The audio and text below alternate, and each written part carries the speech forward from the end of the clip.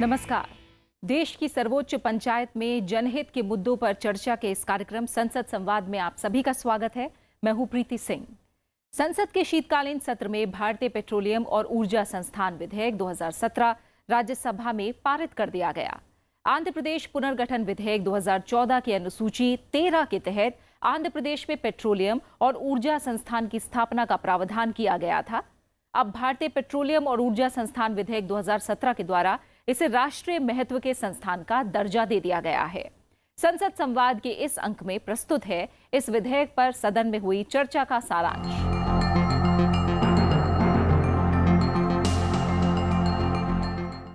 Sir, I intend to move the Indian Institute of Petroleum and Energy Bill 2017 as passed by the Lok Sabha be taken into consideration.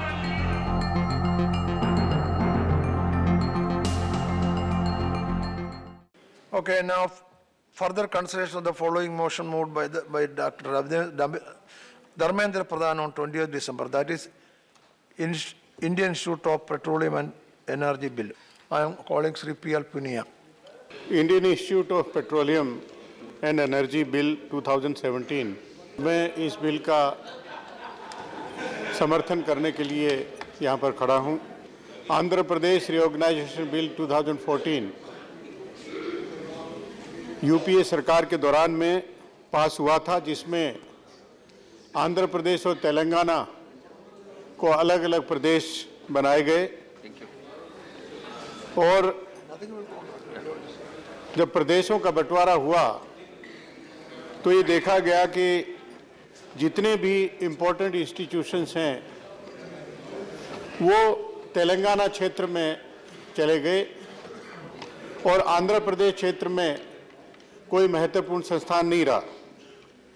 इसलिए Andhra Pradesh reorganisation bill 2014 के schedule 13 में ये प्राविधान किया गया कि आंध्र प्रदेश में petroleum and energy institute की स्थापना की जाएगी और इसकी स्थापना की जा चुकी है। वर्ष 2016-17 में इंजीनियरिंग और पेट्रोलियम एंड केमिकल्स उसके 50-50 छात्र डिग्री हासिल कर चुके। फाइनेंशियल मेमोरेंडम जो इस बिल के साथ में संलग्न है उसमें स्पष्ट किया है कि सरकार के द्वारा 655 करोड़ रुपए का कैपिटल एक्सपेंडिचर के रूप में रिलीज किया जा चुका है और 200 करोड़ इंडोमेंट फंड के रूप में विभिन्न ऑयल कंपनीज के द्वारा इसमें जमा किया जा चुका है। और आंध्र प्रदेश सरकार को धन्यवाद भी इस बात का कि 200 एकड़ भूमि निःशुल्क इस संस्थान के लिए उपलब्ध कराई गई, जो जिसकी वजह से ये संभव हो पाया। विशाखापट्टनम, जहाँ पर इस संस्थान की स्थापना की जा रही है, प्रस्तावित है, ये स्थान बहुत ही उपयुक्त है। पहले से रिफाइनरी वहाँ पर मौजूद है, केजी बेसन में एरिया स्थित है और 974 किलोमीटर लंबाई में सी कोस्ट है। उसके लिए उसको देखते हुए ये सर्वथा उपयुक्त है कि इसको पेट्रोलियम इंस्टीट्यूट को वहाँ पर स्थापित किया जाए। इस इंस्टीट्यूट को इंस्टीट्यूट ऑफ नेशनल इम्पोर्टेंस के रूप में घोषित करने के लिए भी इस बिल में प्रावधान किया गया है। इसके सेक्शन 32E में प्रावधान किया है कि नौकरी में, फैकल्टी में SC, ST, OBC का रिजर्वेशन का प्रावधान रहेगा और इसी प्रकार सेक्शन 34B में भी जो डिग्री और पोस्ट डिग्री में SC, ST, OBC का एडमिशन में रिजर्वेशन भी उपलब्ध रहेगा। ये बहुत ही महत्वाकांक्षी इंस्टीट्यूट है जिसमें degree, diploma, post degree, doctoral, engineering में, टेक्नोलॉजी में, हाइड्रोकार्बन में और एनर्जी में इसमें ये सब डिग्रियां और सब का प्राविधान है। और देखा जाए तो विभिन्न एक संस्थान आपने अथॉरिटीज़ क्रिएट की हैं, जनरल काउंसिल है, बोर्ड ऑफ गवर्नर्स है, सीनेट है, ट्रिब्यूनल है और इसमें इनको जो जो अधिकार हैं, जो इनके कर्तव्य हैं, उसका भी उल्लेख किया है। और जो प्रेसिडेंट की नियुक्ति, डायरेक्टर ऑफ इंस्टीट्यूट की नियुक्ति, प्रमोटिंग कंपनीज, सबको गवर्नमेंट ऑफ इंडिया अपॉइंटमेंट करेगी। 5 एमिनेंट एक्सपर्ट, जो जनरल काउंसिल जरूर इसमें प्राविधान किया गया है, लेकिन कहीं ना कहीं केंद्र सरकार का हस्तक्षेप इसमें रहेगा, क्योंकि जनरल काउंसिल में सेक्रेटरी पेट्रोलियम, सेक्रेटरी ऑयल और सेक्रेटरी नीति आयोग, इन सब का इसमें प्राविधान किया गया है। तो किसी न किसी तरह से सरकार की तरफ से इसकी फंक्शनिंग को प्रभावित करने का हमेशा अंदेशा रहेगा। तो अहम सवाल जो अक्सर उठाया जाता है कि इतने बड़े संस्थान जो कि नेशनल इम्पोर्टेंस है और इतना महत्वपूर्ण है, ग्रोइंग सेक्टर है, उसमें अगर ऑटोनॉमी नहीं है तो फिर सब पूरा बेकार हो जाता, वो स्वतंत्रता नहीं रहती। मैं मंत्री जी से जानना चाहूँगा कि किस तरह से इस महत्वपूर्ण संस्थान में ऑटोनॉमी को सुनिश्चित किया जाएगा। और क्रूड ऑयल के, मैं समझता हूँ कि ये सेक्टर बहुत इम्पोर्टेंट है और क्रूड, इस सेक्टर का 16 से 17% जीडीपी में इसका योगदान रहता है, लेकिन 80% जो हम क्रूड ऑयल को इंपोर्ट करते हैं, ये भी हमारे लिए एक बहुत चिंता की बात है। और यही वजह भी इसकी ये है कि पिछले काफ़ी सालों से कोई मेजर रिजर्व क्रूड ऑयल का हमें मिला नहीं है। अगर स्किल्ड मैन पावर हम क्रिएट कर दें, अच्छी से अच्छी डिग्री, पोस्ट डिग्री, डॉक्टरल, लेकिन उनको काम करने के लिए अवसर नहीं होंगे, कोई उनका अवसर उपलब्ध नहीं होंगे, नौकरियां नहीं होंगी, तो इस तरह का मैन पावर क्रिएट करने के लिए क्या हम विदेशों के लिए करेंगे या अपने लिए? तो मैं जानना चाहूँगा कि मेजर रिजर्व्स को खोज के लिए क्या विशेष प्रयास किए जाएं, क्योंकि 80% इंपोर्ट करने के बाद हमारी इकोनॉमी को बुरी तरह से प्रभावित इस तरह से करती है। और मैं ये भी जानना चाहूँगा, शेल गैस की बहुत बड़ी संभावनाएं हैं और अगर वो उस पर हमारा ध्यान जाए और इसके ऊपर ज़्यादा ध्यान केंद्रित हो तो जो 80% जो इंपोर्ट हम करते हैं क्रूड ऑयल, उसमें से बचत होगी। और जो क्रूड ऑयल की प्राइसेस कम जरूर हुई इंटरनेशनल मार्केट में, लेकिन इसमें देखा गया कि सरकार ने जो आम आदमी की तरफ को लाभ इसका पहुंचना चाहिए था, उनके प्राइसेस पेट्रोल की, डीजल की कम होनी चाहिए थी, वो नहीं की। हमारी मांग होगी कि जो क्रूड ऑयल प्राइसेस का जितनी गिरावट आई है इंटरनेशनल मार्केट में, उसी के हिसाब से जनता को सस्ता डीजल और पेट्रोल उपलब्ध कराने का काम किया जाए। और मैं उसी के साथ इस बिल का समर्थन करता हूँ। धन्यवाद। श्री महेश पोद्दार जी। महेश पोद्दार महोदय, पेट्रोलियम प्रोडक्ट इस देश का one of the biggest traded commodity है, जो करीब 10 लाख करोड़ का धंधा इसका होता है सालाना। और रेवेन्यू के एंगल से देखें तो करीब 1.99 करीब 2 लाख करोड़ हमें रेवेन्यू मिला इससे, पेट्रोल डीजल इटसेल्फ। और इनडायरेक्ट टैक्सेस का ये दूसरा सबसे बड़ा अंग है। एलपीजी इंपोर्ट में भी हम अभी इस तिमाही में 2.4 मिलियन टन इंपोर्ट करके चाइना को भी पीछे छोड़ चुके हैं। और से मैं धन्यवाद देना चाहूँगा अपने माननीय प्रधानमंत्री जी को और पेट्रोलियम एंड नेचुरल गैस मंत्री धर्मेंद्र प्रधान जी को, जिन्होंने आंध्र प्रदेश रीऑर्गेनाइजेशन एक्ट 2014 में जो वायदे किए गए थे, उस वायदों को पूरा करने की दिशा में एक और कदम बढ़ाया है और इस विशाखापट्टनम स्थित IIPE को राष्ट्रीय महत्ता का इंस्टीट्यूशन बनाने के लिए सदन में बिल लेके आए हैं। इस संस्थान में पेट्रोलियम और हाइड्रोकार्बन और एनर्जी में इंजीनियरिंग टेक्नोलॉजी के साथ साथ इसकी मैनेजमेंट और रिसर्च की भी सुविधा और उस पर जोर होगा। महोदय, एनर्जी के मामले में हम आत्मनिर्भर हों और इसमें ज़्यादा सफल होना हमारे लिए बहुत आवश्यक है। लेकिन इसके लिए आवश्यक यह भी है कि टेक्नोलॉजी के क्षेत्र में हमें महारत और रिसर्च को हम पीछे नहीं छोड़ सकते, वह भी उतना ही महत्वपूर्ण है। महोदय, यह पेट्रोलियम सेक्टर चीन और यूएसए के बाद में वर्ल्ड के तीसरे नंबर पे हम हैं और देश में एनर्जी की कंजम्पशन वर्ल्ड की टोटल एनर्जी सेक्टर का 5.5% है और हमारे यहाँ पेट्रोलियम ऑयल और लुब्रिकेंट की मांग 5.6% दर की ओर से की वार्षिक दर से सालाना बढ़ रही है। खपत बड़ी समस्या नहीं है, लेकिन चीज़ों के उत्पादन और उस पर प्रबंधन की आवश्यकता है। आज देश में पेट्रोलियम सेक्टर में 100% FDI होने की वजह से वर्ल्ड के ऑयल एक्सपोर्ट की सबसे बड़ी कंपनियों में से एक सऊदी अरब की कंपनी हमारे देश में ऑयल रिफाइनरी बनाने को इच्छुक है। ये सेक्टर डीरेगुलेट तो किया गया और हम यह भी देख रहे हैं कि जगह जगह देश के हर कोने में पाइप से गैस बनाने की और पहुंचाने की योजना बन रही है। हमारे पिछड़े राज्य झारखंड जैसी जगह में भी, रांची में भी हाल में ही उग्रवाद से प्रभावित क्षेत्र में एक बड़ा गैस लैंडिंग स्टेशन बनाया गया है और वहाँ पे भी उस पिछड़े राज्य में भी पाइप से गैस देने की आयोजन किया गया है।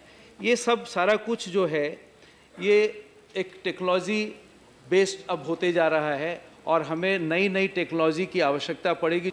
अभी हम देख रहे हैं कि पब्लिक सेक्टर, प्राइवेट प्लेयर्स ही नहीं, पब्लिक सेक्टर में भी भारत पेट्रोलियम कॉरपोरेशन करीब 45,000 करोड़ अगले 5 सालों में इस पेट्रोलियम सेक्टर में इन्वेस्ट करेगा। रिलायंस इंडस्ट्रीज़ भी अपनी सहयोगी कंपनी BP PLC के साथ मिलकर गैस सेक्टर में $6 बिलियन का इन्वेस्टमेंट करने का उनका प्लान है। Public sector company Indian oil corporation जो करीब करीब आधा शेयर जिनका है और इन लोगों ने दूसरी कंपनियां भारत पेट्रोलियम, हिंदुस्तान पेट्रोलियम के साथ मिलके भी एक बड़ी रिफाइनरी और पेट्रोलियम कॉम्प्लेक्स बनाने की योजना है जिसकी लागत करीब करीब $40 बिलियन है और इसकी उत्पादन क्षमता करीब 60 मिलियन मेट्रिक टन होगी। आज हमारा देश पेट्रोलियम प्रोडक्ट के उत्पादन में बाकी और बड़ी बड़ी कंपनियों बहुत बड़े बड़े इन्वेस्टमेंट प्लान कर रही है, जिसमें L&T, ONGC जैसी कंपनियां भी शामिल हैं। इन क्षेत्र की ज़रूरत को पूरा करने के लिए Indian institute of petroleum and energy जो 2016 में स्थापित हुआ और जिसके साथ, जैसा पुनियानी जी ने बताया, कि समुचित संसाधन उन्हें उपलब्ध करा दिए गए हैं और अभी कोर्स, अंडर ग्रेजुएट कोर्स चालू हो भी गया है, तो कोई कारण नहीं यह देश का एक अनूठा संस्थान बनेगा और अपनी तरह के अन्य संस्थानों को खुलने के लिए प्रोत्साहित भी करेगा और एक प्रयोग तथा अन्य कई संस्थाएं जो इस क्षेत्र में हम पिछड़े हुए हैं उन संस्थाओं को मजबूती, उस क्षेत्र में थोड़ी मजबूती लाने का काम करेगा। और जहाँ तक ऑटोनॉमी की बात है, शुरुआत के दिनों में जबकि ये संस्थाएं बढ़ेंगी और स्थापित होंगी, उस समय हम कुछ लोगों को इन्वॉल्व करके रखें तो हमारा ज़्यादा सक्सेसफुल होगा। महोदय, इस देश में करीब 10 ही संस्थाएं हैं जहां पेट्रोलियम इंजीनियरिंग की पढ़ाइयाँ होती है, जिसमें से एक है झारखंड का काफ़ी पुराना संस्थान इंडियन स्कूल ऑफ माइंस, और जो अब IIT भी बन गया है। और जैसा कि इसमें बोर्ड ऑफ डायरेक्टर में एक इंडियन इंस्टीट्यूट ऑफ साइंस के प्रोफेसर को रखने की बात है, मेरा आग्रह होगा, सुझाव होगा कि ISM धनबाद के भी किसी प्रोफेसर को इसमें हम शामिल करें, क्योंकि वहाँ पे भी ऊर्जा के क्षेत्र में काफ़ी काम हो रहा है। इस बिल में, इस संस्थान में अगर हम किसी एम्प्लॉय को भी और छात्रों के प्रतिनिधि को भी प्रबंधन के साथ जोड़ें तो काफ़ी अच्छा होगा। इस बिल का मैं समर्थन करता हूँ। धन्यवाद। धन्यवाद महेश पोद्दार जी।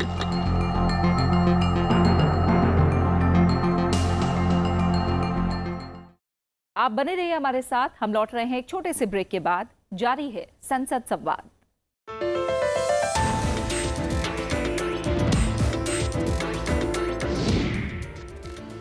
बोर्ड ऑफ गवर्नर्स में जो 5 प्रख्यात विशेषज्ञों का प्रावधान रखा गया है, ये जरूरी है, इसमें दो राय नहीं।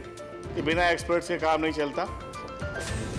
लेकिन अब वो जो एक्सपर्ट हैं उनके लिए भी क्राइटेरिया जरूर बना लीजिएगा।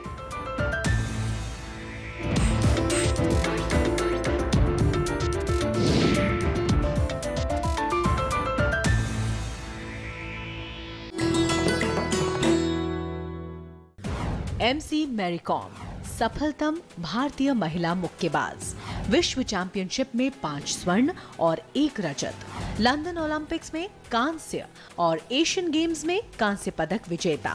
5 फीट 2 इंच लंबी मैरी को किया जाता है दुनिया की सफलतम महिला मुक्केबाजों में शुमार।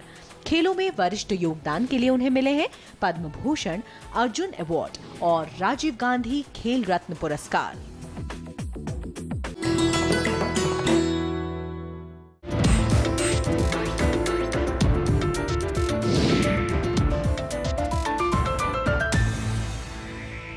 संसद संवाद में भारतीय पेट्रोलियम ऊर्जा संस्थान विधेयक 2017 पर राज्यसभा में हुई चर्चा जारी है। सदस्यों ने केजी बेसिन के निकट विशाखापट्टनम में भारतीय पेट्रोलियम और ऊर्जा संस्थान की स्थापना की सराहना की। सदस्यों ने कहा कि उद्योग के निकट शिक्षण संस्थान की स्थापना से दोनों के बीच बेहतर तालमेल संभव हो सकेगा और अंतर्राष्ट्रीय स्तर की शिक्षा और शोध हो सकेगा। आइए देखते हैं राज्यसभा में हुई इस चर्चा का बाकी अंश।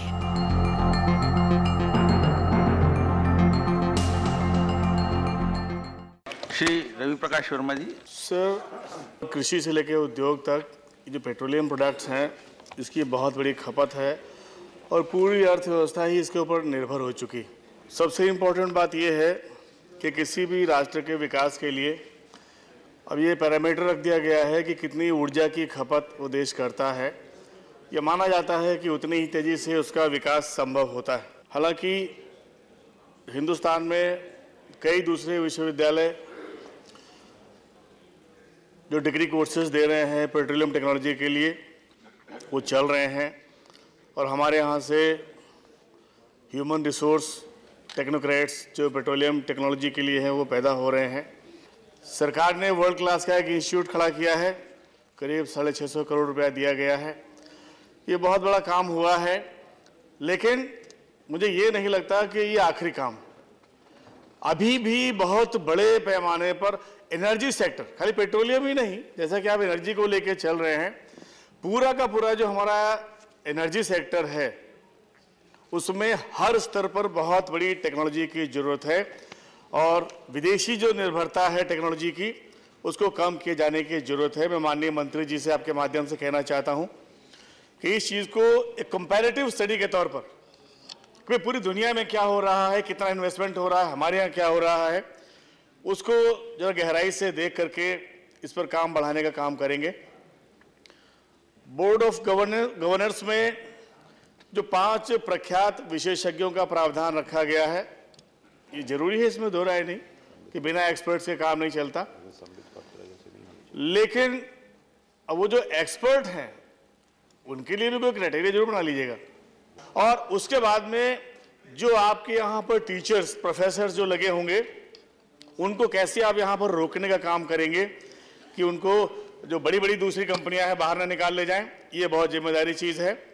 जो हिंदुस्तान की जो सरकारी कंपनियां हैं उनकी जो रिसर्च कैपेसिटी है, ये जो भी रिसर्च उनके यहाँ चल रही है, कैसे उसको पब्लिक डोमेन में लाएं और कैसे उसकी क्वालिटी को इम्प्रूव करें अपार्ट फ्रॉम दिस इंस्टीट्यूट, मुझे लगता है कि वो भी बहुत ज़रूरी है। सर, निजी क्षेत्र की जो कंपनियां हैं वो मुझे लगता है कि जिस हैसियत में हैं और जिस तरीके से हमारे हिंदुस्तान के सरकारी प्रतिष्ठानों के साथ में कम्पीट ही नहीं करें, उनको निगल जाना चाहती। ये बहुत वॉच करने वाली चीज़ है। जो इस नए संस्थान में कर्मचारियों और छात्रों को जो आरक्षण देने की बात थी, अभी पुनिया जी ने भी इस बात का जिक्र किया, आपने उसका ख्याल रखा है, मैं आपको बधाई देना चाहता हूँ। सर, जो वैकल्पिक ऊर्जा के संसाधन हैं हिंद महासागर में बहुत गहराई में हाइड्रेट्स है, एक बहुत बड़ा रिसोर्स है जिसको टैप करने के लिए वाकई में बहुत ही सुपीरियर बल्कि हाईएस्ट ग्रेड ऑफ टेक्नोलॉजी की जरूरत है। और एथेनॉल के साथ में ब्लेंडिंग की बात चल रही थी, वो भी प्रोजेक्ट्स हमारे पूरे नहीं हो पा रहे हैं, जबकि एग्री सपोर्ट के तो बड़ा इंपॉर्टेंट थे। उसके लिए भी बहुत बड़ी रिसर्च करने की जरूरत है। सर, बहुत बड़े पैमाने पर हिंदुस्तान के गांव दूर दराज में मीथेन का जनरेशन हो रहा है, जो इस्तेमाल नहीं हो रही है, हवा में जा रही है। सर, उसके लिए अप्रोप्रिएट टेक्नोलॉजीज करने की जरूरत है कि लोकल लेवल पे उसका कंप्रेस करके उसको करा सके। सर, अगर आप कंप्रेस्ड गैस की जो रिसोर्सेज गांव में दे पाए तो ट्रैक्टर कम से कम चल पाएगा, उससे लोगों की प्रोडक्शन कॉस्ट कम होगी, छोटी मशीनें चल पाएंगी, इंजन चल पाएंगे। सर, जो हमारे इकोसिस्टम में जो पॉल्यूटेंट्स मिल रहे हैं, नदियों में ऑयल बह के जा रहा है, जो नालियों के माध्यम से, समंदर में बहुत बड़े पैमाने पर जो जहाज डूब जाते हैं, उनका तेल फैल जाता है, इसके लिए अप्रोप्रिएट टेक्नोलॉजी लाने की जरूरत है। सर, जो पेट्रोल इस्तेमाल हो रहा है, डीजल इस्तेमाल हो रहा है, तो एयर पॉल्यूटेंट्स भी बढ़ रहे हैं। पूरी दुनिया टेक्नोलॉजी की माध्यम से, चाहे वो कार्बन डाइऑक्साइड हो, चाहे वो मीथेन हो, चाहे सल्फर डाइऑक्साइड हो, उसको मिटिगेट करने का काम कर रही है। धन्यवाद। Shri Balasubramaniam, yes please. Mr. Vice Chairman, sir, this bill seeks to establish the Indian Institute of Petroleum and Energy at Visakhapatnam in Andhra Pradesh. The institute aims to provide high-quality education and research focusing on the themes of petroleum and hydrocarbons and energy. We would like the Government of India to start an institute of the same kind in Tamil Nadu, where the government excels in explorations and exploitation of petroleum, oil and gas resources. The institute will not only be declared of national importance, the research would focus mainly on fields such as liquefied natural gas, biofuels and renewables. The extraction of hydrocarbon in Tamil Nadu has become a burning issue and has raised apprehensions in the minds of the people of Tamil Nadu, particularly the farmers of Kaveri Delta region. The Union Cabinet has approved the proposal to extract hydrocarbons from Niduvasal, Nallandar Kottai, Vanakkangadu, Kottaikadu, Vadagadu, and nearby villages in Pudukkottai district of Tamil Nadu.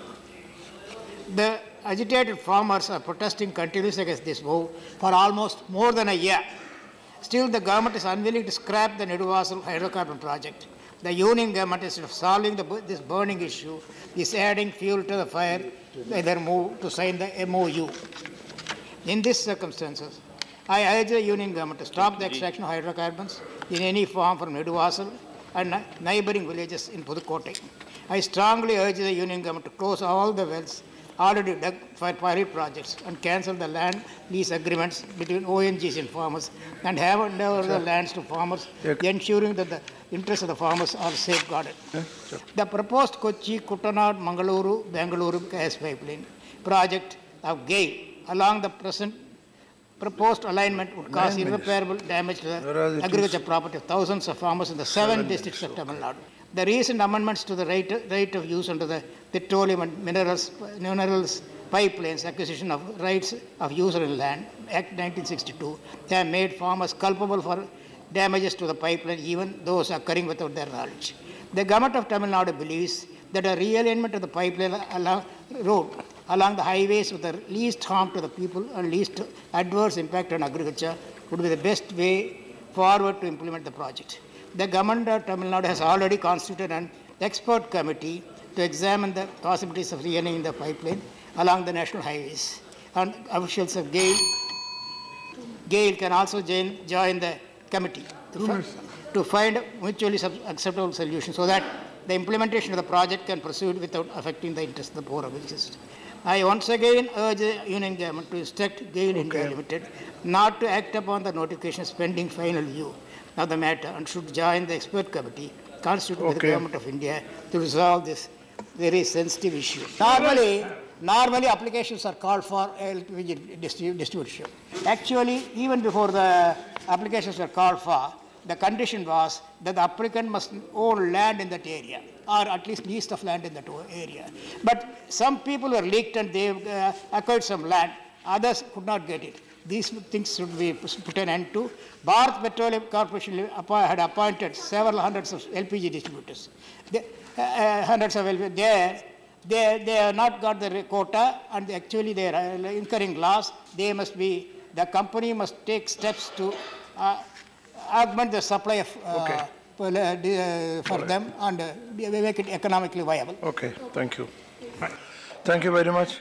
Now, Sri Ahmad Hassan. Thank you, sir. The bill seeks to establish a petroleum and energy institute in Visakhapatnam, Andhra Pradesh. We appreciate the efforts of the government for undertaking the initiative. The bill provides the setting up of authorities, board of governors, the General Council, and the Senate. These bodies are in charge of promoting quality education and research in petroleum, energy, oil, and energy sectors. This will help to cultivate the culture of research within the students. However, under Section 9V of the bill, the Institute has been conferred with the wide powers to lay down standards of admission. I suggest the government to conduct a uniform examination throughout the country, giving due recognition to the needs of different states. I caution the government from a second NEET issue affecting the life of the students. Sir, further, the Institute has right to withdraw degrees, diplomas, and other academic distinction for good and sufficient reasons.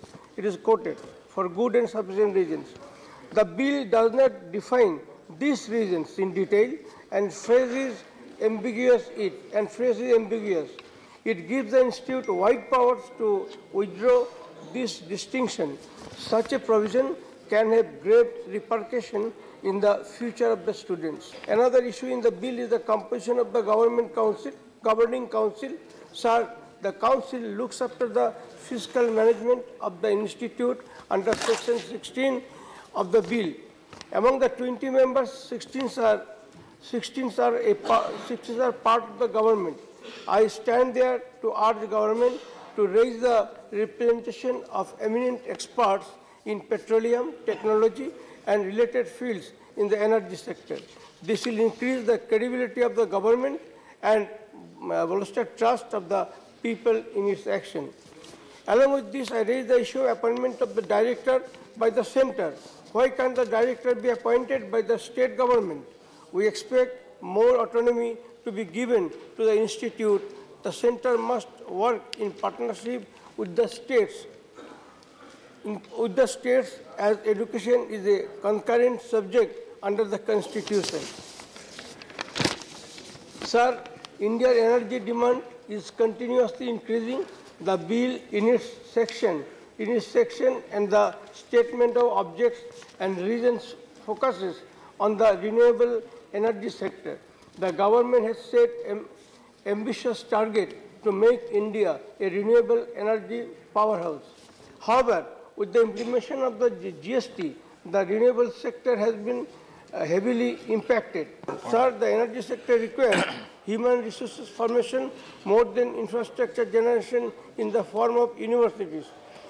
Through you, sir, I request the government to come up with the training centers for local job construction in the renewable energy sector. Sir, I request the government not to derail the debate on several of its decisions such as demonetization and haphazard implementation of GST, as these have had a negative impact on the petroleum and energy sector.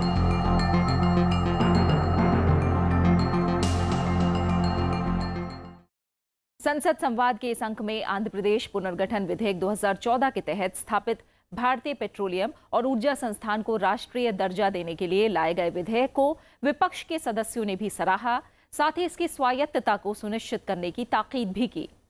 संसद संवाद के अगले और अंतिम अंक में हम बाकी चर्चा के सारांश के साथ फिर हाजिर होंगे। तब तक के लिए हमें इजाजत दीजिए। नमस्कार।